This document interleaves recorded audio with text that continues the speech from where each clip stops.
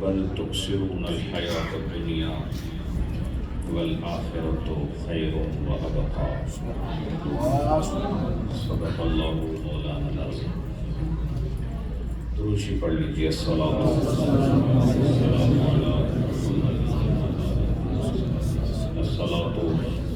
والسلام علیک یا سیدی یا رسول اللہ وعلی آلک و اصحابک یا حبیب اللہ۔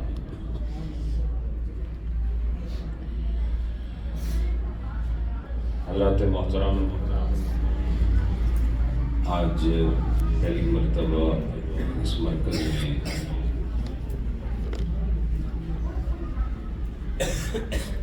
اللہ پاک کی کرم نوازیوں سے حاضری کا شرف ملا ہے، اور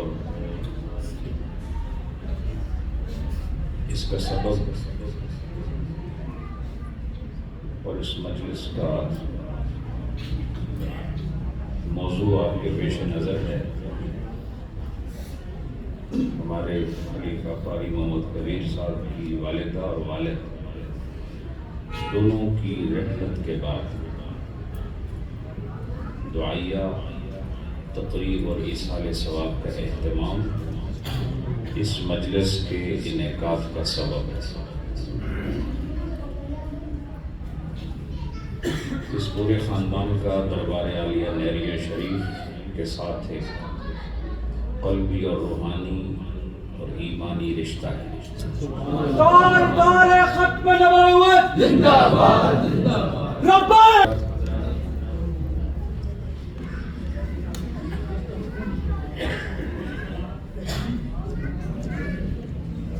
دنیا میں ہمارا اور آپ کا آنا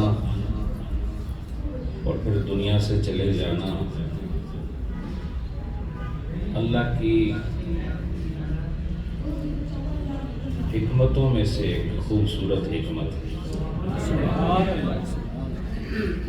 اللہ پاک نے جو بھی چیز تخلیق فرمائی اور اللہ نے جس چیز کو موجود فرمایا اس میں حکمتوں کے راز پوشیدہ ہیں، اور انسانی زندگی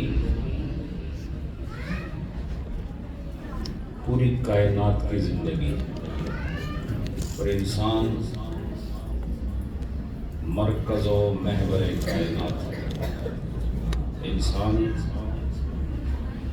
اللہ کی مخلوق میں سے ایسی مخلوق ہے جس کے ارد گرد اللہ کی ساری مخلوق ہمیں طواف کرتی نظر آتی ہے۔ انسان کے لیے اللہ پاک نے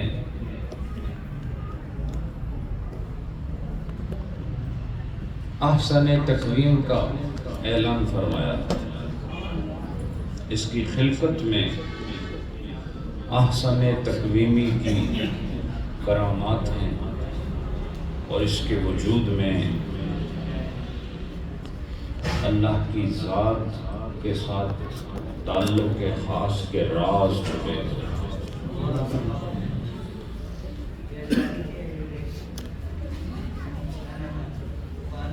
اللہ پاک نے اپنی حکمت سے اس دنیا کو پیدا فرمایا، اور پھر اس دنیا کو عارضی ٹھکانہ بنایا۔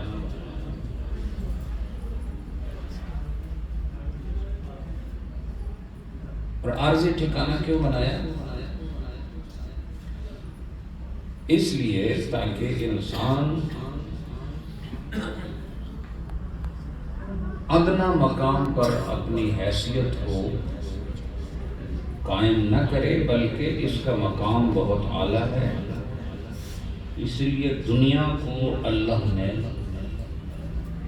پستی کی جانب رکھا ہے، اور مرتبہ انسان اور مرتبہ صاحب ایمان کو اللہ نے بلندی کے مقام پر رکھا، اور وہ نامعقول ہے جو پستی کے مقام میں رہنے کو اپنے لیے فرحت بخش سمجھے اور اپنے لیے قابل فخر سمجھے۔ پستی میں رہنا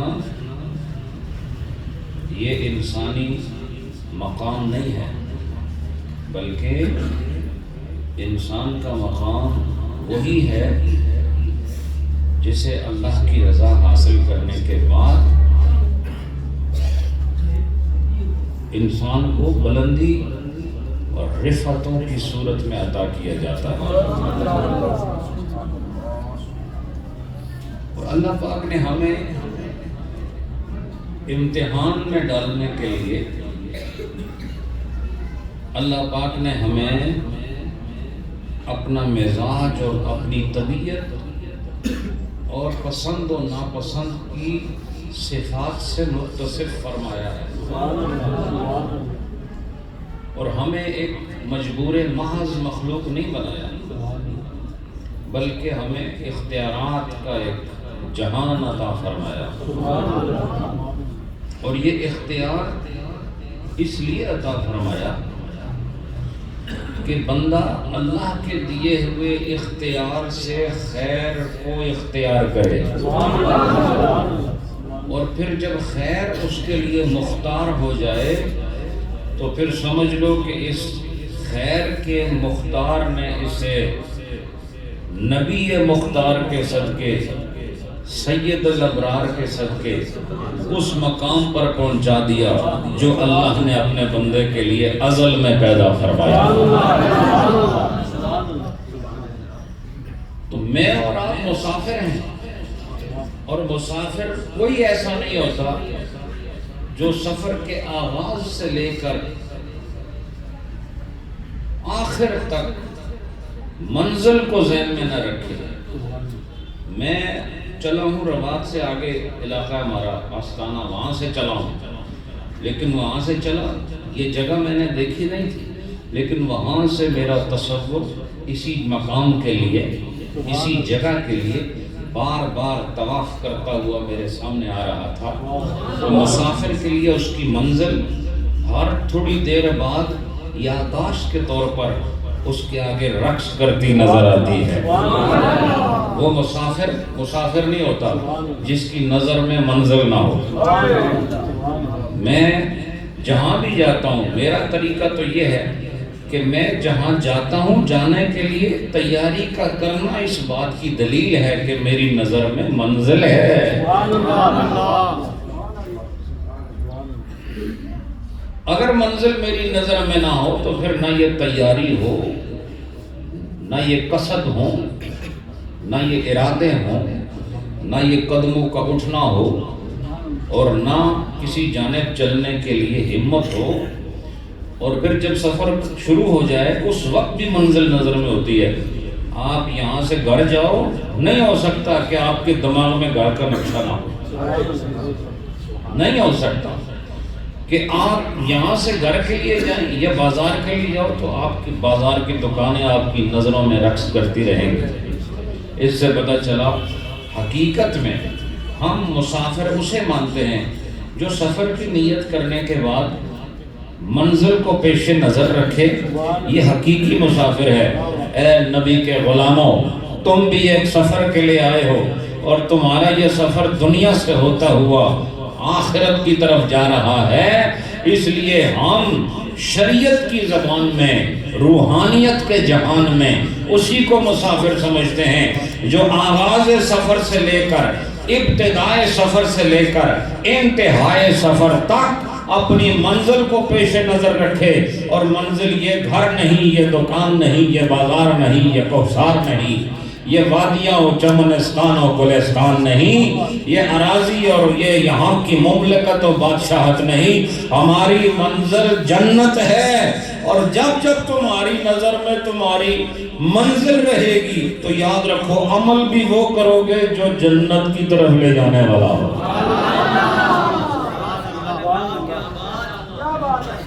ہر منزل پر جانے کے لیے راستہ مختلف ہے۔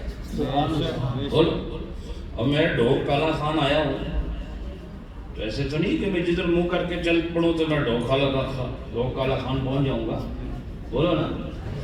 ڈوک کالا خان آنے کے لیے اس راستے پر چلنا ضروری ہے جو ڈوک کالا خان کو آخر میں ملاتا ہو اور ڈوک کالا خان سے ملاقات کراتا ہو. نہیں سمجھے؟ اگر میں صحیح راستے پر نہیں ہوں تو میں ڈوک کالا خان نہیں جا سکتا. اس لیے اللہ پاک نے دو راستے رکھے ہوئے ہیں، ایک سیدھا جہنم جا رہا ہے اور دوسرا جنت جا رہا ہے. اور یہ ہو نہیں سکتا کہ تم جہنم کے راستے پر ہو تو جنت پہنچ جاؤ، اور یہ نہیں ہو سکتا کہ تم جنت کے راستے پر ہو اور جہنم پہنچ جاؤ. اس لیے آج تمہیں یہ فیصلہ کرنا پڑے گا کہ تمہارے قدم کی رفتار کے لیے، جو سفر کے لیے تمہارے راستے ہیں، اس کی منزل کیا ہے. اگر تو اس کی منزل جنت ہے تو ہر قدم خدا کی رحمت ہے. تمہارا بولنا بھی رحمت ہے، تمہارا دیکھنا بھی رحمت ہے، تمہارا سونا اٹھنا، جاگنا، کھانا پینا، اٹھنا بیٹھنا سب رحمت ہے. اس لیے کہ رحمت کے راستے پر یہ سارے کام تحت سنت مصطفیٰ ہوتے. جس آدمی کا قدم ناپاک راستے پر ہو، یاد رکھو، جس آدمی کا قدم ناپاک راستے پر ہو اس نے اسی راستے کی منزل پر پہنچنا ہے.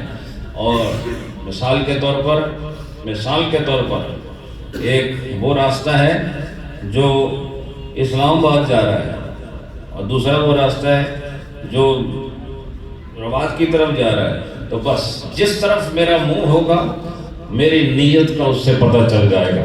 اس لیے ہم نماز میں اپنا منہ قبلے کی طرف کرتے ہیں اور نیت کر کے بتا دیتے ہیں کہ ہم جو دل میں کہہ رہے ہیں وہ زبان پر ہے، اور جو زبان سے کہہ رہے ہیں وہ اپنے تن سے ظاہر کر رہے ہیں.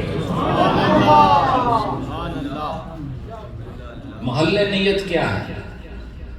جہاں پر نیت کا قرار ہوتا ہے وہ قلب ہے، زبان نہیں ہے.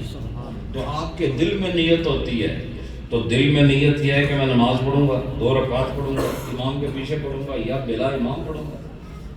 تو منہ میرا قبلے کی طرف ہوگا، یہ سنت پڑھوں گا یا نفل پڑھوں گا یا واجب پڑھوں گا یا فرض، جو بھی آپ پڑھیں گے. تو جو دل میں تھا وہ زبان پہ آتا ہے نا. بولو بولو. میں آپ کی نماز سے طرز عمل حیات کا سمجھانا چاہ رہا ہوں کہ جو آپ کے دل میں ہے وہ کہاں آتا ہے. بولو زبان پر. جو دل میں ہے وہ کہاں آتا ہے؟ زبان پر. جب آپ کہتے ہو 2 رکعت نماز، ابھی آپ نے عشاء پڑھی ہے؟ بولو ماشاءاللہ، پھر آپ کو مبارک ہے، پھر آپ اس مجلس میں بیٹھنے کے حقدار ہیں. سبحان اللہ. سمجھے؟ یہ جو جتنی بھی دیگر مجالس اور محافل کا انعقاد ہم کرتے ہیں یہ سب مستحبات کے زمرے میں آتے ہیں، لیکن وہ چیزیں جن کو میرے رب نے ہم پر نافذ فرمایا ہے اور اللہ نے لازم فرمایا ہے. مومن اپنے اعمال کا آغاز لوازمات الہیہ سے کرتا ہے.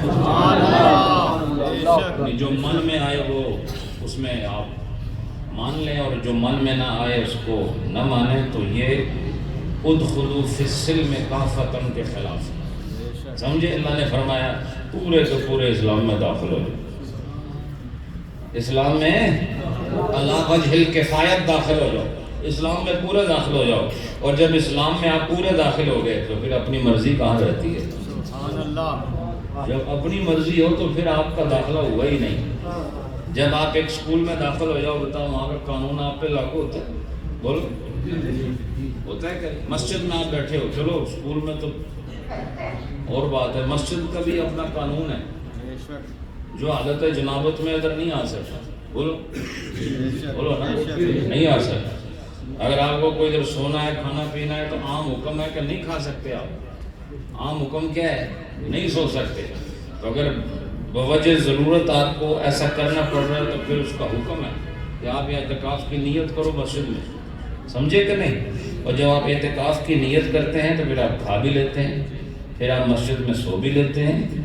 لیکن اصل میں مسجد کھانے پینے کے لیے نہیں، اس لیے آپ کو اس کے لیے نیت کرنی پڑتی ہے اعتکاف کی. مسجد کس کے لیے؟ ان المساجد للہ، مسجدیں اللہ کے لیے. فلا تدعوا مع اللہ احدا. مسجد تو اس لیے ہے کہ اس میں اللہ کا ذکر کیا جائے، وہ سونے اور کھانے کے لیے نہیں ہے. لیکن اگر آپ کو ایسا کرنا پڑے تو پھر اس جہان کا، یہ مسجد بھی ایک جہان ہے، اس جہان کا اپنا نظام ہے، اس نظام کا اپنا قانون ہے، اور اس قانون کا ماننا اس پر لازم ہے جس نے کلمہ پڑھا ہوا ہے۔ اللہ فرماتا ہے ادخلوا فی السلم کافہ۔ تو جب مسجد میں آئے، اب بولو مسجد میں دوڑ سکتے ہیں؟ یہ الگ بات ہے کہ لوگ دوڑ رہے ہوتے ہیں جماعت نہ چلی جائے، تو بجائے ثواب کے آپ گناہ کما رہے ہوتے ہیں رکعت کمانے کے چکر میں۔ آپ کو پتہ ہے دوڑ کے جانا رکعت حاصل کرنے کے لیے آپ کو چاہیے تھا کہ پہلے آپ دوڑ لگاتے ہیں۔ مسجد میں کیوں دوڑتے ہیں آپ؟ یہ تو خانہ خدا ہے، تو ہر گھر کا اپنا قانون ہے، حتیٰ کہ میرے گھر کا بھی اپنا قانون ہے بھائی، اور آپ سب کے گھر کا ایک قانون ہے۔ اور جو آدمی نیا نومولد آئے آپ کے گھر میں اور آپ کے جو چیزیں جہاں رکھی ہیں وہاں سے اٹھا دے، جو آپ کے رہنے سہنے کا طریقہ بالکل اس کی مخالف چلے، تو آپ کہیں گے مہمان نہیں، مصیبت آ گئی گھر میں۔ اور جو آپ کے طرز کو دیکھے، آپ کے سلیقے طریقے کو دیکھ کر اس کے مطابق چلے، تو ایسے مہمان کو آپ دل و جان سے خوش آمدید بھی کہتے ہیں، اور دوبارہ اس کو اپنے گھر میں لانے کے لیے اظہار محبت بھی کرتے ہیں۔ ہر جگہ کا اپنا قانون ہے، اور اسلام میں جب آپ داخل ہو گئے تو اب قانون آپ کا نہیں چلے گا، مزاج آپ کا نہیں چلے گا، بات آپ کی نہیں چلے گی، ارادے آپ کے نہیں چلیں گے۔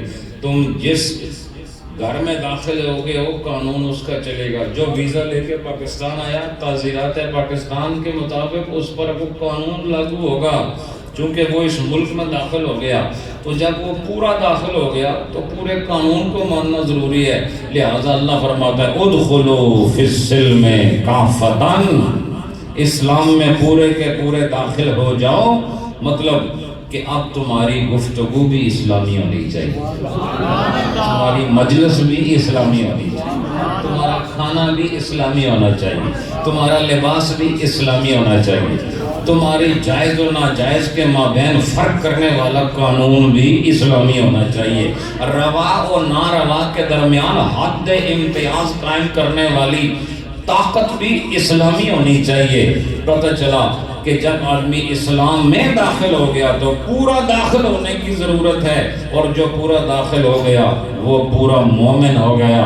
اور جس نے اسلام کو اپنا لیا تو اللہ کے ناموں میں سے ایک نام سلام بھی ہے، اور اللہ کے ناموں میں سے ایک نام السلام بھی ہے۔ جس نے اسلام کو تسلیم کر لیا، اللہ اپنی شان السلام سے اس پر دونوں جہان میں سلامتی فرما دیتا۔ تو میں یہ کہہ رہا تھا کہ اس مجلس میں آپ کا آنا ایک خاص مقصد کے لیے، آپ کو دعوت دی ہوگی امام صاحب نے، علامہ صاحب نے اور ہمارے خلیفہ صاحب نے کہ آج ختم ہے۔ تو جو آپ دوسرے کی دعا کے لیے آئے ہیں، کس لیے آئے ہیں؟ اس لیے کہ آپ ان کے ساتھ تعلق نہیں بنیں گے، بولو ایسا ہی ہے نا۔ کچھ لوگ محلے داری کی وجہ سے آتے ہیں، کچھ لوگ رشتے داری کی وجہ سے آتے ہیں، سمجھے؟ کچھ لوگ رواداری کی وجہ سے آتے ہیں، سمجھے آپ؟ لیکن میں آپ کو بتاتا ہوں کہ آپ کا آنا اگر اس نیت سے ہو جائے تو دنیا سے ایک صاحب ایمان گیا ہے، دنیا سے ایک صاحب ایمان گئی، اور آج ہم ان کے لیے جمع ہوئے ہیں، تو کیا کسی دوسرے کے چلے جانے میں آپ کے جانے کی خبر پوشیدہ نہیں ہے؟ بولو نا، آپ جو دوسرے کے ختم میں آ کے بیٹھے ہوئے ہیں، آپ کا بھی کسی دن جنازہ اٹھے گا کہ نہیں؟ اور آپ کے لیے بھی مسجدوں میں اعلان ہوگا کہ نہیں؟ اور آپ کے گھر کا پتہ بتایا جائے، گلی بتائی جائے، آپ کے والد کا نام لیا جائے، آج ان کا بیٹا نہیں رہا۔ تو دوسرے کی مجلس سے ایصال ثواب میں آنے والوں، دوسرے کے ساتھ وفا نبھانے والوں، تھوڑی سی وفا اپنے ساتھ بھی کر لو تو ہم کہیں گے تم مفید اور وفادار مومن ہو۔ سبحان اللہ، سبحان اللہ۔ اور اپنے ساتھ وفا کیسے ہوتی ہے؟ اپنے ساتھ جو آدمی تنہائی اور مجلس میں پاک رہے وہ اپنے ساتھ وفادار ہے۔ سبحان اللہ، سبحان اللہ۔ جس آدمی نے میرے رب کے فرائض کا لحاظ رکھا وہ اپنے ساتھ وفادار ہے۔ جس نے واجبات کی تعمیل میں اپنے آپ کو مصروف رکھا یہ وفادار ہے۔ اور جس کے ہاتھ اور زبان سے دوسرے انسان محفوظ ہیں یہ وفادار ہے۔ اور یاد رکھو وفاداروں کے ساتھ حشر میں وفائی ہوگی۔ خوب اپنے ساتھ محبت کرو۔ جس طرح آپ کو سر درد ہوتا ہے تو شکوہ کرتے ہو نا فوراً اپنے والد سے والدہ سے، یا اگر آپ کی عمر بڑی ہے تو پھر اپنی بیگم سے کہتے ہوں گے آج سر میں بہت درد ہے، یا گھر میں بیٹا ہو بڑا اس سے کہیں گے آج سر میں درد ہے۔ یہ کیا چیز ہے؟ یہ آپ کی اپنے ساتھ محبت ہے، اپنی ذات کے ساتھ، کہ آپ کو تھوڑی سی تکلیف ہو تو آپ اظہار کرتے ہیں، اور اظہار اس لیے کرتے ہیں تاکہ اس کا مداوع کیا جائے، اس کی تداوی کی جائے، اس کے لیے اہتمام دوا کیا جائے، اور جو رفع حرج ہے اس کا اہتمام کیا جائے۔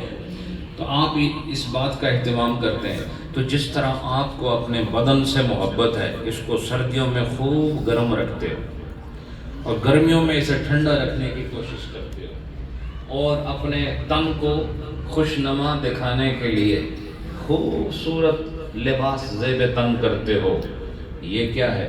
یہ مزاج ہے آپ کا۔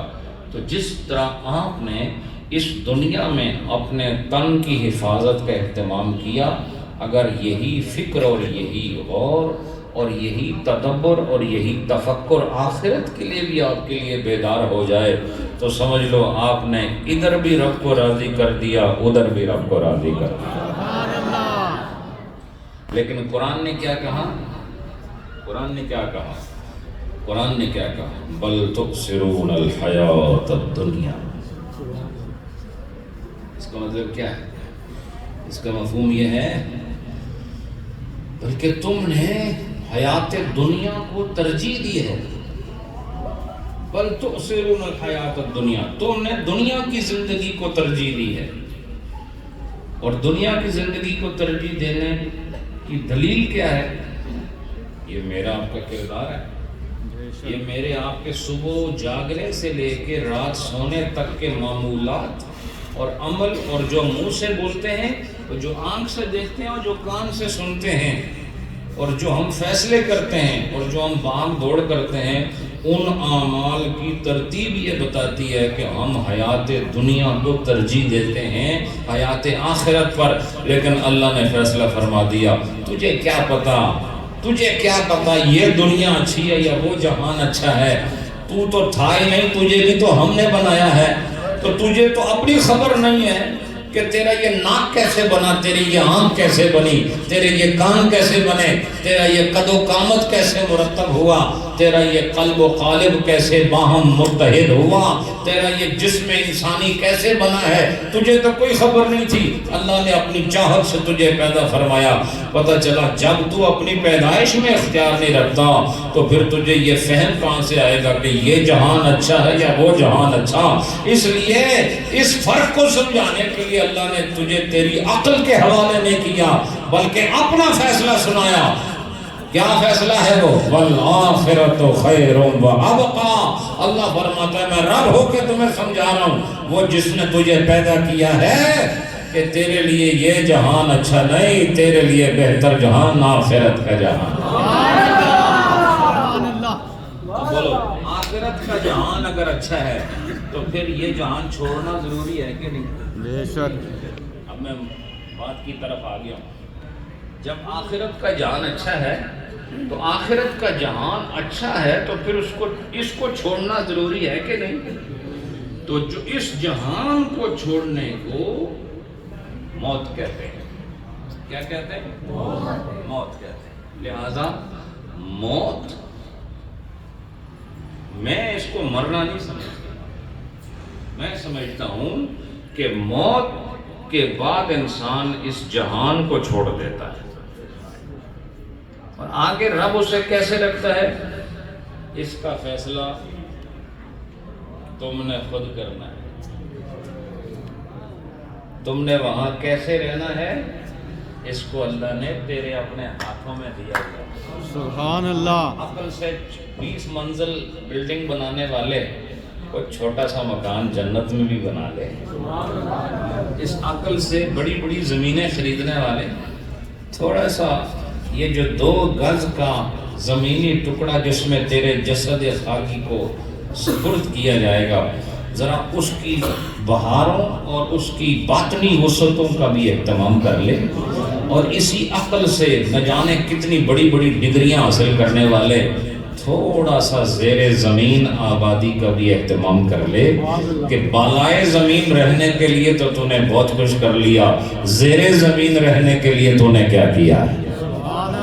اور میں آج آپ کو بتاؤں قبر کے اندر کوئی مردہ نہیں ہوتا، بے شک بے شک، سمجھے کہ نہیں؟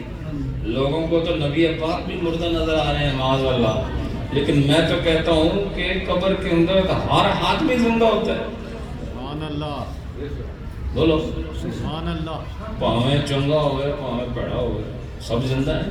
بے شک، بولو قبر کے اندر عذاب ہوتا ہے؟ بولو آپ بولتے کیوں نہیں ہیں؟ کوئی آپ کو مسئلہ؟ سبحان اللہ، قبر کے اندر عذاب ہوتا ہے؟ سنا نہیں آپ نے کبھی علماء سے؟ یہاں کے خطیب آپ ماشاء تو انہوں نے تھوڑا قبر نہ سنایا کرو نا۔ تو قبر کے اندر عذاب ہوتا ہے؟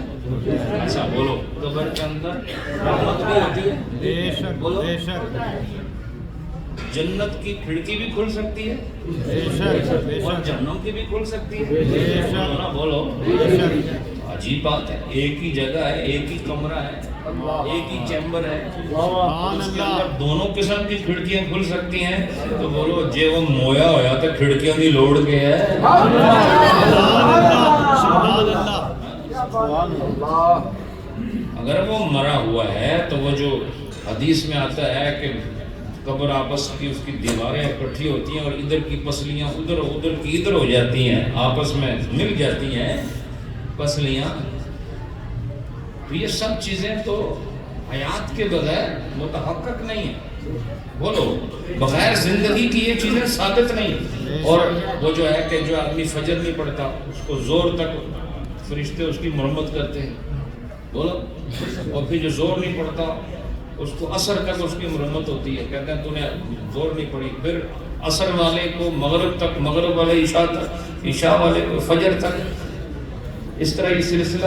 جو آدمی نماز نہیں پڑھتا تو وہاں مرمت کے لیے بھرپور اہتمام کیا ہوا ہے، تو اس سے پہلے کہ وہ آپ کی مرمت کریں آپ ادھر سے ہی ٹھیک ٹھاک ہو کے چلے جائیں۔ تو اگر آپ زندہ ہی تو وہ تو عذاب ہے۔ اور خدا کے بندو تم تو ایک سوئی کی چبھن 1 سیکنڈ کے لیے نہیں برداشت کر سکتے، آپ کو 24 گھنٹے اگر کوئی بندہ ایک تھپڑ مار رہا ہے 24 گھنٹے، بتاؤ برداشت کر سکتے؟ نہیں، یہ جتنے فن خان بنے ہوتے ہیں بڑے بڑے ڈولے والے اور چوڑے سینے والے، یہ سب زمین کے اوپر نخرے ہوتے ہیں، نیچے جا کے سب چوہے بن جاتے ہیں۔ بے شک بے شک، یہی کہ نہیں آپ کو؟ اس لیے دلیر وہ نہیں ہے جس کا جسم موٹا ہے یا 2 آدمیوں کو گرا لیتا ہے، دلیر وہ ہے جس نے اپنی قبر کو آسان بنا دیا۔ پہلوان وہ ہے اور جری و بہادر وہ ہے اور نڈر انسان وہ ہے جس نے اس دنیا میں ڈر کر خدا کا ڈر حاصل کیا اور خدا نے اسے قبر کے ڈر سے آزاد کر دیا۔ اب بولو 5 وقت کی نماز چھوڑو، اس میں توجہ ادھر کرو، 5 وقت کی نماز پڑھنا آسان ہے یا 5 وقت کی نماز کے بدلے آپ کو 24 گھنٹے ڈنڈے مارے وہاں فرشتے، وہ آسان ہے؟ آسان ہے۔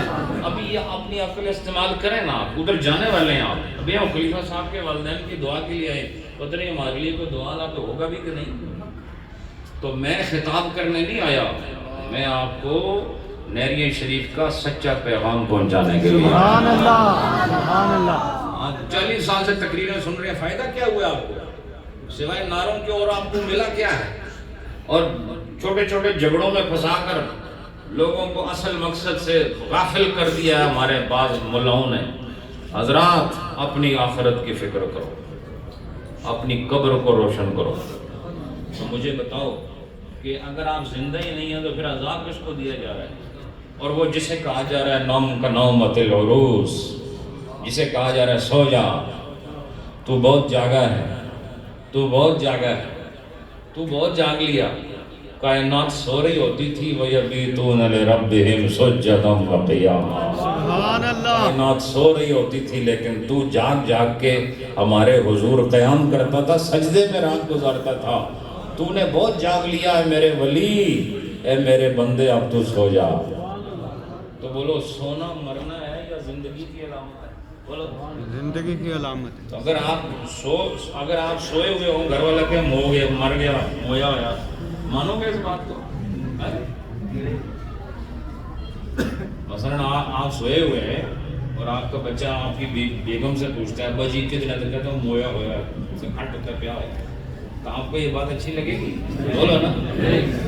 جو آپ نیند سے بیدار ہوں گے پوچھیں گے نا یہ تم نے کیا کہا، پتہ چلا نیند بھی حیات کی شاخوں میں سے ایک شاخ ہے۔ سبحان اللہ، سبحان اللہ، یہ فروعات حیات میں سے ایک فرع نیند بھی ہے۔ اس لیے اللہ اپنے ولیوں کو کہے گا سو جاؤ، اور جو بگڑے ہوئے ہوں گے ان کو سلانا کیا ہے، ان کو تو ستانا ہے۔ اس لیے آپ کا نہ نسب آپ کو بچا سکتا ہے، نہ آپ کا مال آپ کو بچا سکتا ہے، نہ آپ کی یہ لمبی چوڑی عمارت آپ کو بچا سکتی ہے۔ اگر آپ بچنا چاہتے ہیں تو اللہ پاک نے آپ کو خیر اور شر کے دونوں راستے دیے ہوئے ہیں، اور آپ جنت جانا چاہتے ہیں یا جہنم جانا چاہتے ہیں، یہ سارا اختیار اللہ نے آپ کو عطا فرما دیا۔ اما شاکرا و اما کفورا، اللہ پاک نے سارے راستے واضح فرما دیے ہیں۔ چاہے تو تم ماننے والوں میں شامل ہو جاؤ، چاہے انکار کرنے والوں میں شامل ہو جاؤ۔ اللہ پاک نے ہدایت بھی یہاں رکھی ہے، گمراہی بھی اللہ نے رکھی ہوئی ہے، تمہارا کام اختیار کرنا ہے۔ اور یہ کتنی بڑی بد نصیبی ہے کہ جس امت کو قرآن دیا گیا، جس نبی کو کائنات کے سب سے بڑے ولی دیے گئے، اور جس امت کو وہ علماء دیے گئے جو ورثۃ الانبیاء ہیں، اور جس امت کو وہ نبی دیا گیا جو سارے نبیوں کے آگے کھڑے ہو کے مصلی امامت پہ نماز پڑھا رہا ہے، وہ امتی آگ میں جلے اور وہ امتی عذاب کا شکار ہو جائے تو صرف یا رسول اللہ کے نعرے لگا کر آپ جنت میں نہیں جا سکتے۔ میرے نبی نے اس دین کو نافذ کرنے کے لیے ہجرت فرمائی ہے، دندان مبارک شہید کروائے ہیں، اپنا کائنات سے قیمتی خون زمین پر گرایا ہے، اپنی نسل کو اس میں شہید کرایا ہے، اور اپنے وطن اصلی کو چھوڑا ہے، درد سہے ہیں، بھوک اور پیاس کو برداشت کیا ہے، غار سور کی راتیں تنہائی کی گزاری ہے، راستے کی مشکلات برداشت کی ہیں۔ کس لیے؟ اس لیے نہیں کہ بعد میں تم ایک نعرہ لگا کے کہو میں جنتی ہو گیا، اس لیے تاکہ اللہ نے الحم سے لے کے والناس تک جو تمہیں حیات کا ایک قانون عطا فرمایا ہے اسے اپنے اوپر لاگو کر کے جنت کے لیے اپنا خوبصورت راستہ اختیار کرو۔ اور یاد رکھو جب قبر میں جاؤ گے رسول اللہ کے ساتھ تمہارا آمنا سامنا ہونے والا ہے۔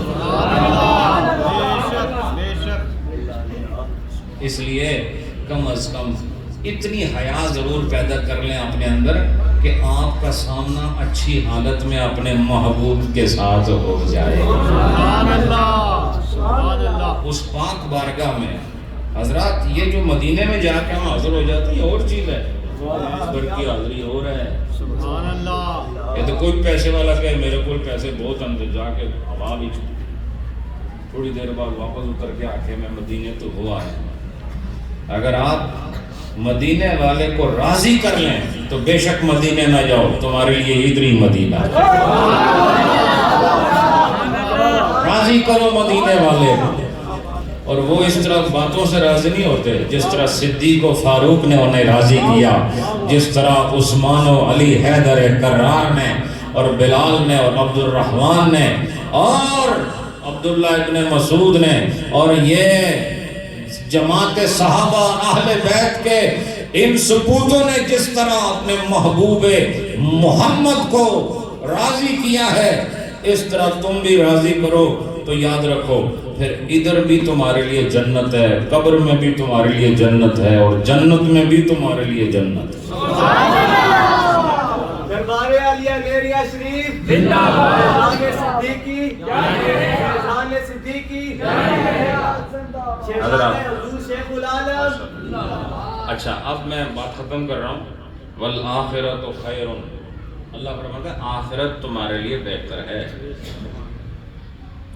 ایک تو یہ کہ بہتر ہے وَأَبْقَى، اور دوسری بات ہمیشہ رہنے والی ہے۔ سبحان اللہ، بے شک یہ جہان بہتر ہے، بولو یہ جہان، نہیں، اور ہمیشہ رہنے والا ہے۔ یہ تو ایک پھونک کی مار ہے، بے شک یہ تو حضرت اسرافیل نے ایک پھونک مارنی کے ادھر رہنا کچھ نہیں۔ تو یہ کوئی جہان ہے جو ایک پھونک کی مارو، بولو نا، تو پتہ چلا جو ایک پھونک سے اڑ جائے گا وہ بہتر نہیں، جو ہمیشہ رہنے والا ہے وہ بہتر ہے۔ اور ہمیشہ رہنے والے جہان کے لیے تھوڑی سی کوشش کر کے رب کو راضی کر دو۔ یہ تھوڑی سی کوشش میں اس لیے کہہ رہا ہوں کہ اللہ نے آپ کو زیادہ وقت اپنے لیے دیا ہے اور تھوڑا سا وقت اس نے اپنے لیے رکھا، اسی لیے عذاب رکھا ہے اس نے کہ سارا وقت میں نے پہلے ہی تمہیں دیا ہوا تھا، تھوڑا سا جو میں نے تم سے طلب کیا، حالانکہ اس وقت کا خالق بھی میں ہوں اور تیرا خالق بھی میں ہوں۔ تو نے اپنے اختیار سے اتنا بھی وقت نہ نکالا کہ تو اپنے مالک کو پہچانتا اور اس کے لیے تھوڑا سی قربانی دیتا۔ مثال کے طور پر میں ایک مثال دے دیتا ہوں، دیکھو 12 مہینے ہیں، کتنے مہینے؟ ابھی ایک چند دن کے بعد رمضان آنے والا ہے، بولو دیکھو وہ مقتدر ہے کہ نہیں؟ اللہ بولو، اللہ مقتدر ہے، اقتدار اعلیٰ کا مالک ہے کہ نہیں؟ اچھا وہ حاکم بھی ہے کہ نہیں؟ اچھا وہ غالب بھی ہے کہ نہیں؟ اچھا یہ بولو وہ زبردست بھی ہے کہ نہیں؟ زبردست وہ پڑھالا زبردست نہیں، وہ جس کی حکومت ہو اس کو زبردست کہتے ہیں، اور جو محکوم ہو اس کو زیر دست کہتے ہیں، اور جو اوپر ہوتا ہے اس کو زبر۔ ویسے زبر ہوتی کہاں ہے؟ زبر حرف کے اوپر، ہاں تو زیادہ اوپر دس رہے، حرف کے اوپر زبر اور حرف کے نیچے زیر۔ تو اب نیچے اور اوپر میں فرق یہی ہے کہ جو نیچے ہے اس پر اوپر والے کا سایہ نظر آنا چاہیے۔ تمہارے اوپر نظر آنا چاہیے کہ تمہارے اوپر کوئی ہے، اور وہ کیسے نظر آئے گا؟ اگر تو تم شرارت کرو گے تو لگے گا تمہارے اوپر شیطان ہے، اور اگر تم سجدہ کرو گے تو پتہ چلے گا تمہارے اوپر رحمان ہے۔ جو زیر ہے اس کے اوپر زبر کا سایہ ہونا چاہیے، اس لیے اللہ زبردست ہے، قوت والا ہے، بادشاہی والا ہے۔ تو وہ چاہتا تو کہتا 12 مہینہ روزہ رکھو، کوئی تھا روکنے والا؟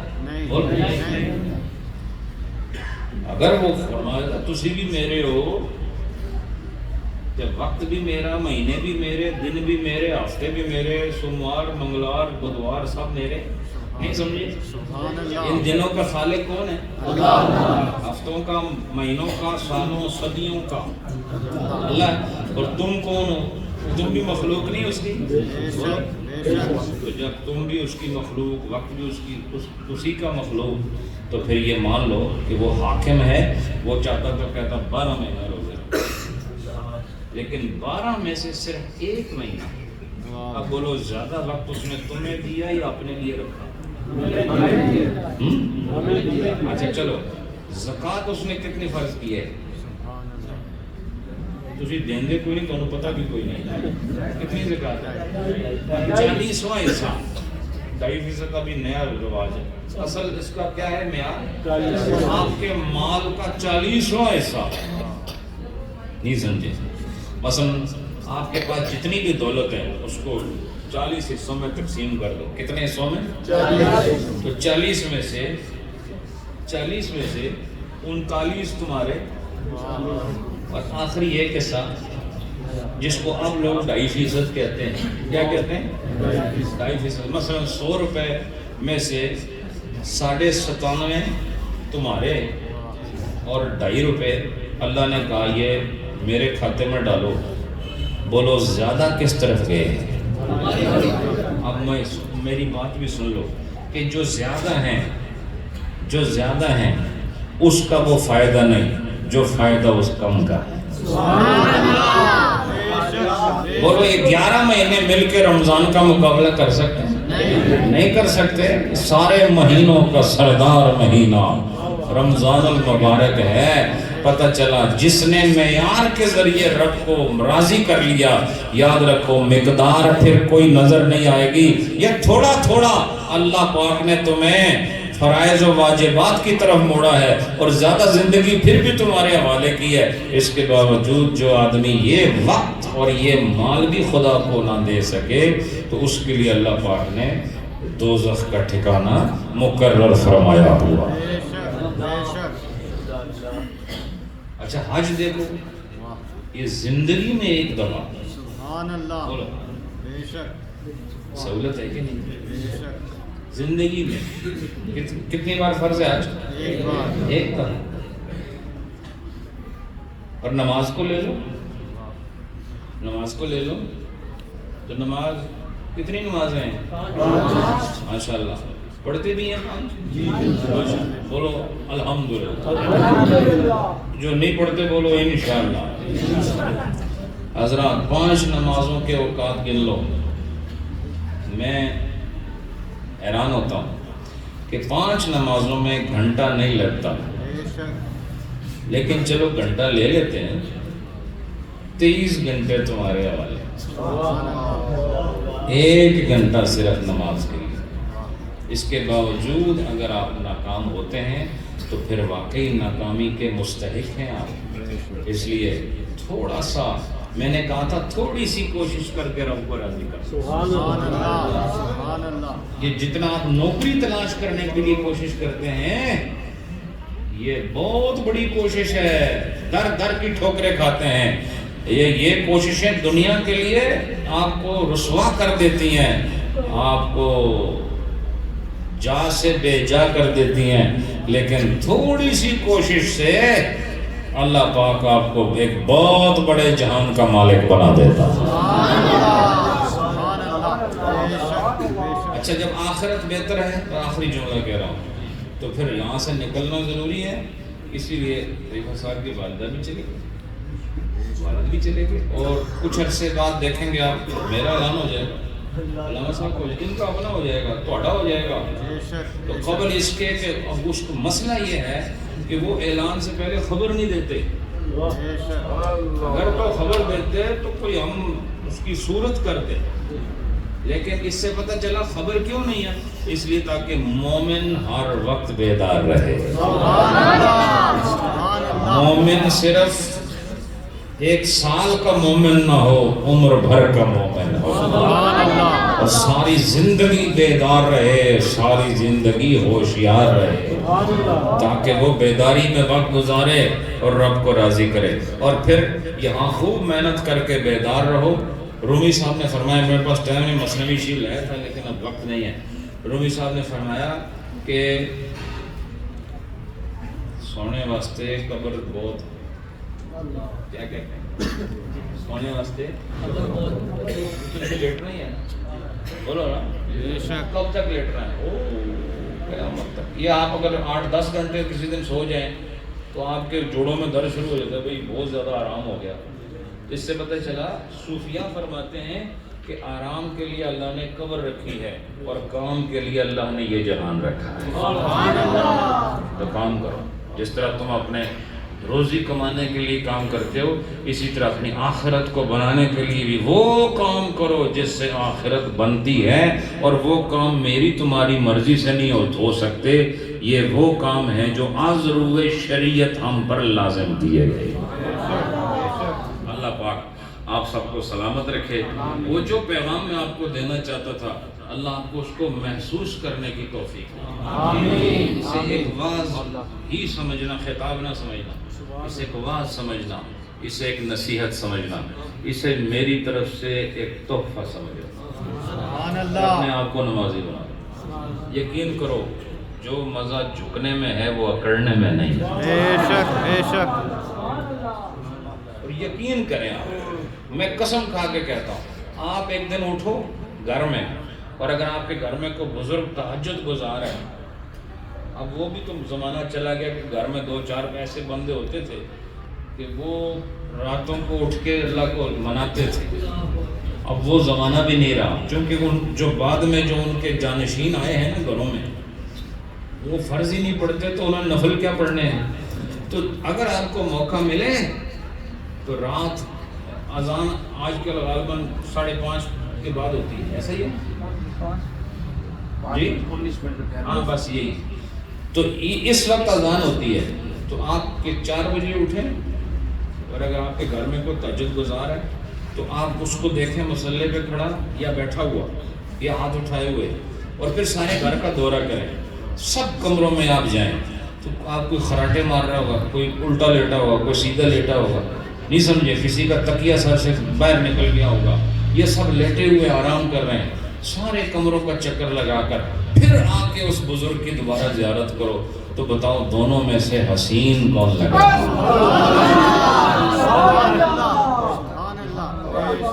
وہ جو بستر پہ لیٹا ہے وہ اچھا لگ رہا، یا جو مصلی پہ بیٹھا ہے وہ اچھا لگ رہا؟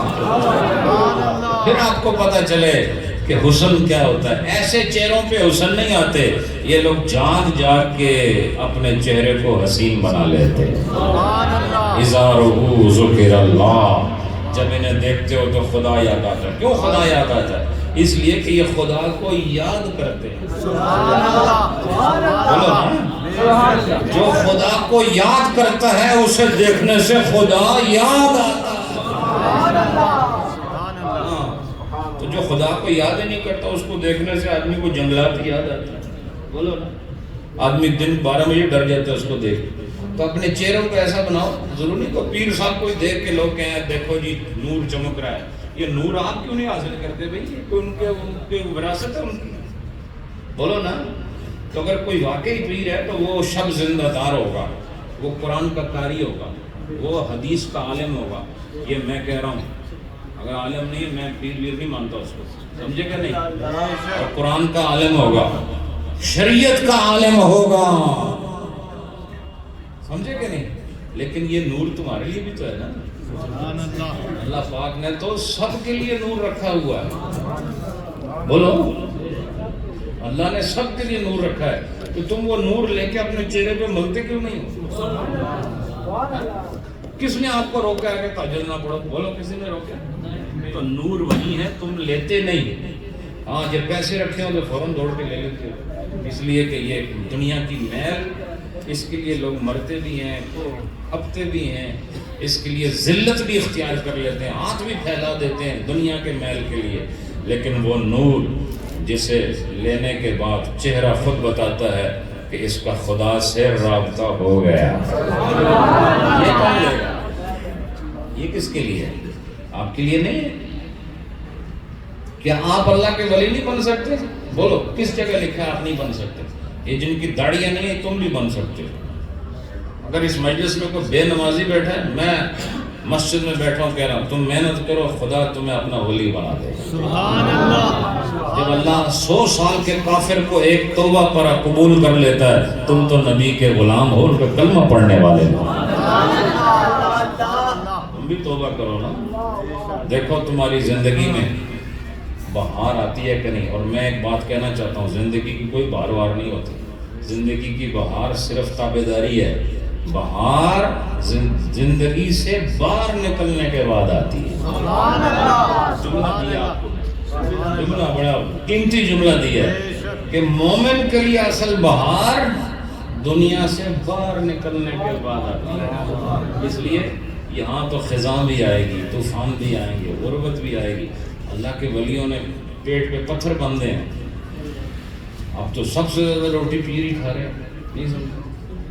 وہ جو بھوکا اور پیاسا رہنے والا پیر اب کہاں ہے بھائی؟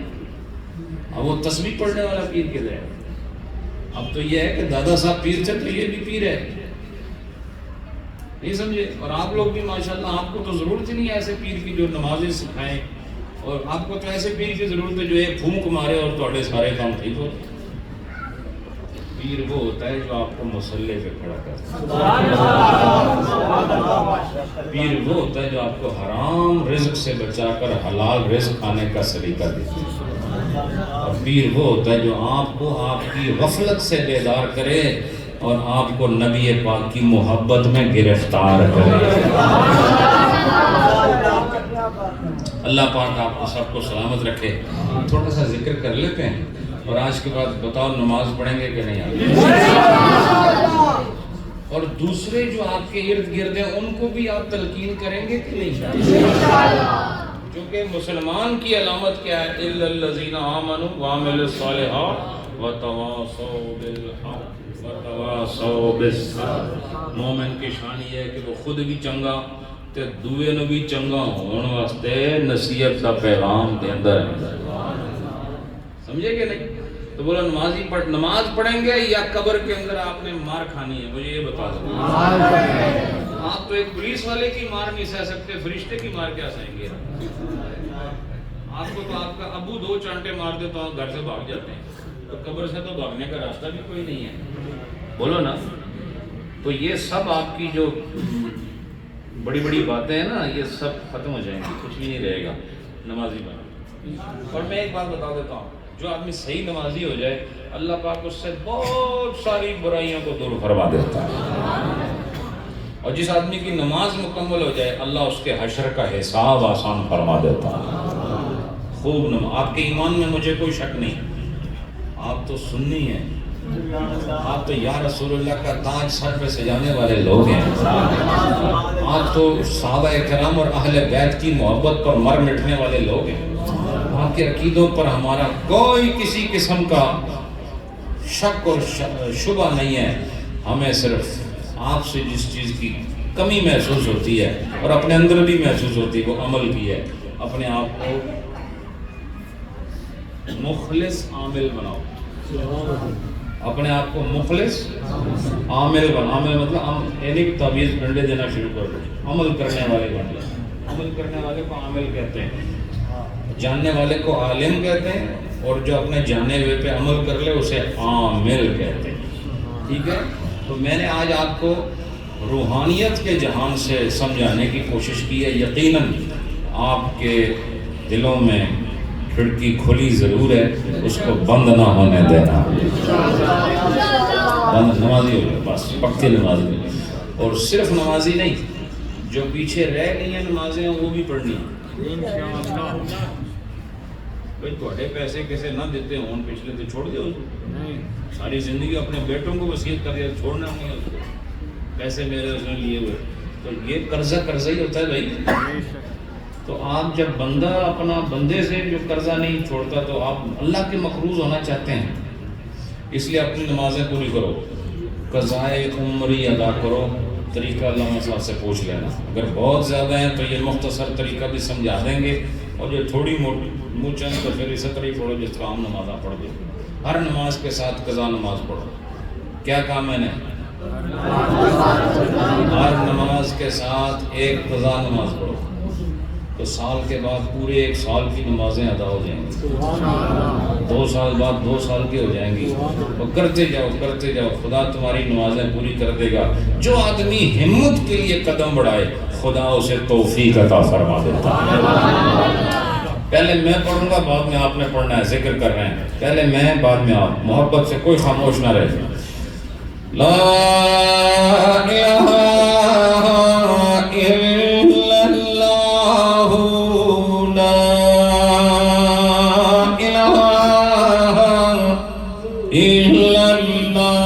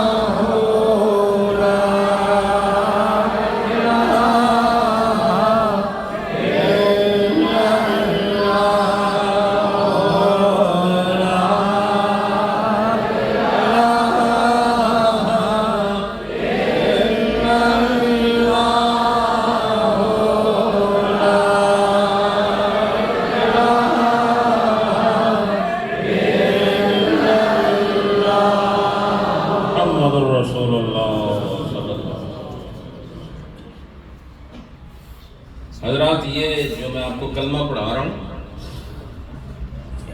اسی کی ضرورت ہے، آخری وقت میں اسی کی ضرورت ہے۔ بے شک تو اکثر آپ تسبیح لے کے ایک کلمے کا ذکر کیا کریں، لا الہ الا اللہ، لا الہ الا اللہ، لا الہ الا اللہ، آہستہ آہستہ پڑھتے رہتے، اس سے ہوگا کیا؟ زبان کو اس کی عادت ہو جائے گی۔ کیا ہوگا؟ جب عادت ہوئی تو موت کے وقت کسی کو یاد کرانے کی ضرورت نہیں پڑتی، عادت کو یاد نہیں کرایا جاتا۔ یہ سمجھے، عادت ہوتی وہ ہے جو خود بخود جاری ہو، یاد نہ کرائی جائے۔ اس لیے ہم کہتے ہیں ذکر اللہ کو اپنی عادت بنا لو، عادت بنی تو ادھر فرشتہ نظر آئے گا، ادھر منہ سے لا الہ جاری ہو، خوب اللہ کا ذکر کیا۔ یہی ذکر دوسرے طرز میں ایک دفعہ سن لو، پھر میرے ساتھ آپ نے ذکر کرنا، لا الہ الا اللہ، الا اللہ، الا اللہ، لا الہ الا اللہ، الا اللہ، الا اللہ، لا الہ الا اللہ، الا اللہ، الا اللہ، لا الہ الا اللہ، الا اللہ، الا اللہ، لا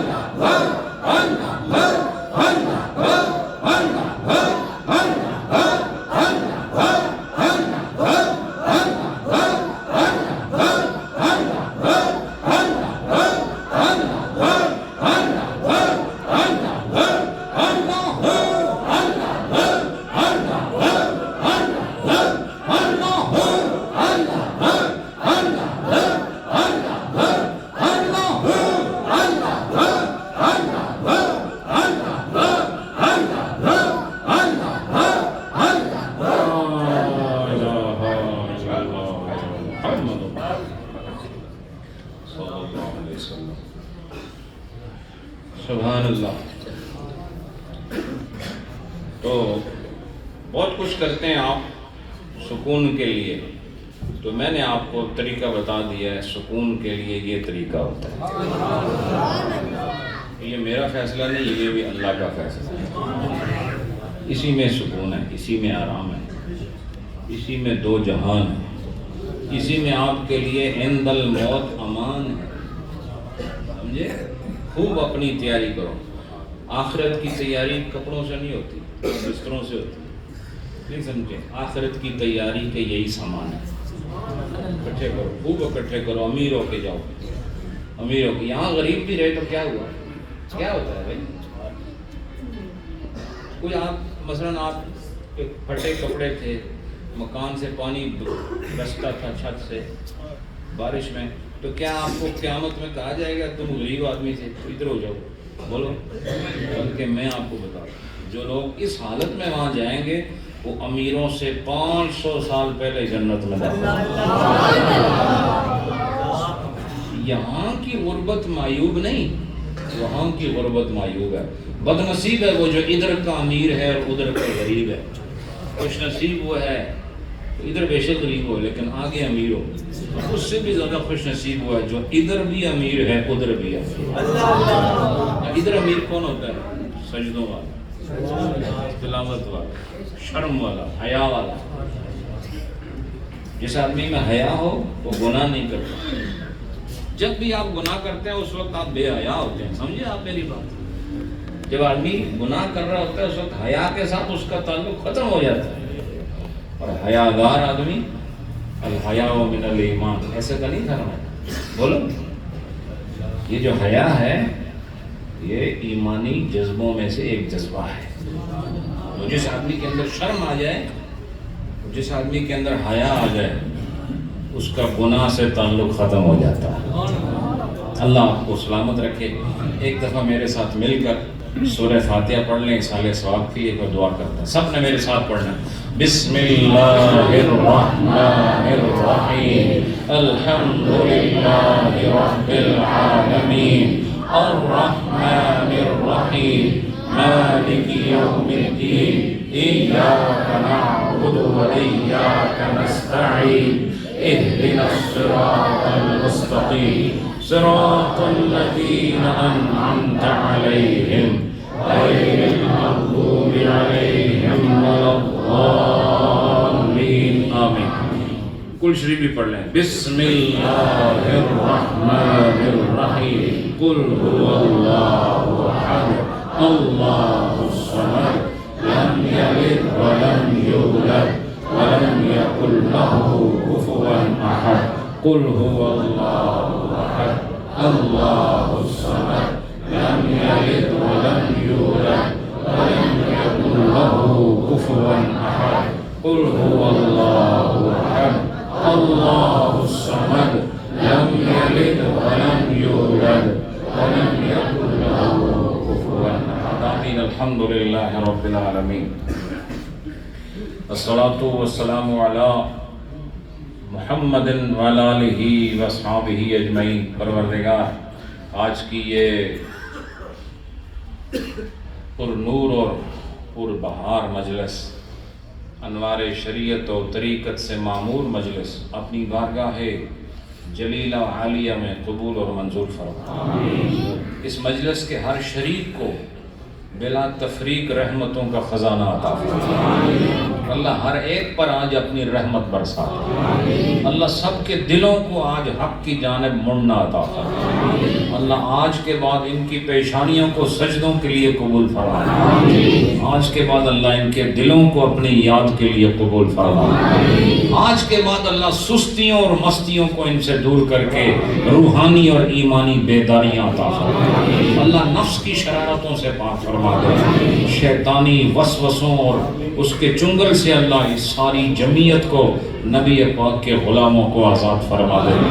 اللہ دنیا کی اس پستیوں سے اٹھا کر اللہ انہیں جنت کی بہاروں کو حاصل کرنے کے لیے طریق شریعت اور طریقت کو اپنانے کی توفیق عطا فرما. اللہ پاک ہم سب کے پچھلے گناہ معاف فرما دے. سر سے لے کے پاؤں تک ہم گناہوں کی ایک کامل صورت ہیں. اللہ تو ہمیں نیکیوں کی کامل صورت بنا دے، اندر اور باہر سے ہمیں پاک کر دے، فکر اور نظر سے پاک کر دے۔ اللہ ہمارے قلب و قالب دونوں کو طہارت عطا فرما، ہماری فکر کو ایمانی نور عطا فرما، ہمارے قوت فیصلہ میں اللہ شریعت کی پابندی کو داخل فرما دے۔ اللہ ہمارے گھروں پر رحمت نازل فرما، ناچاکیوں کو اتفاق و مروت میں تبدیل فرما دے۔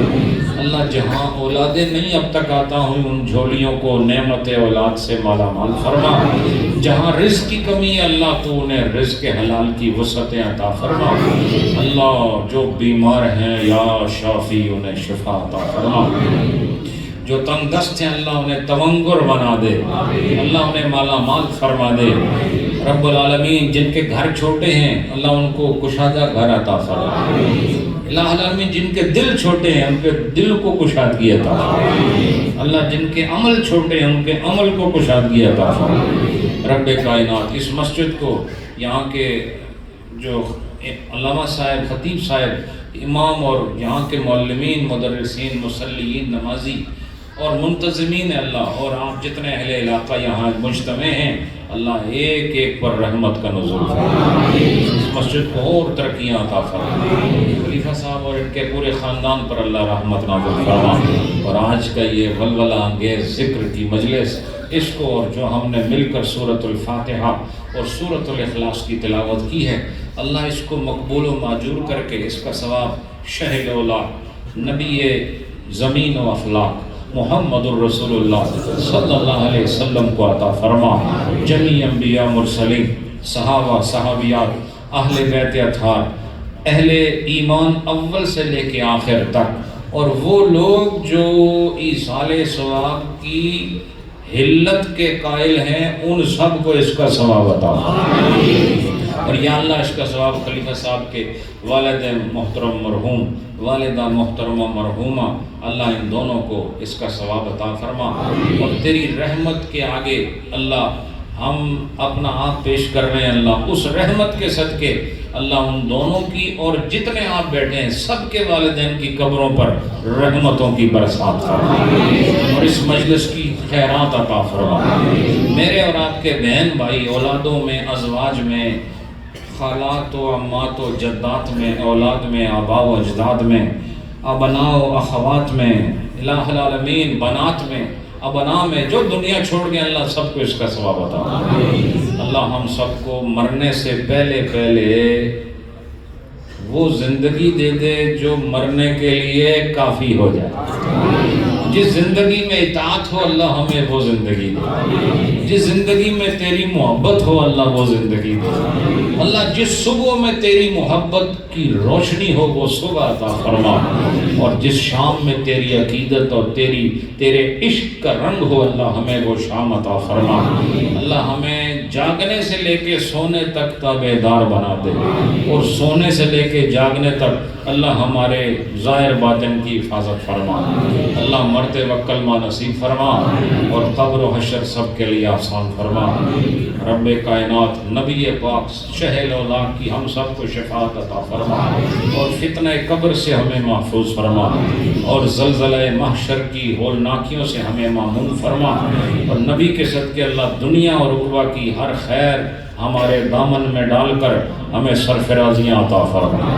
ربنا تقبل منا انك انت السميع العليم وتب علينا انك انت التواب الرحيم برحمتك يا ارحم الراحمين۔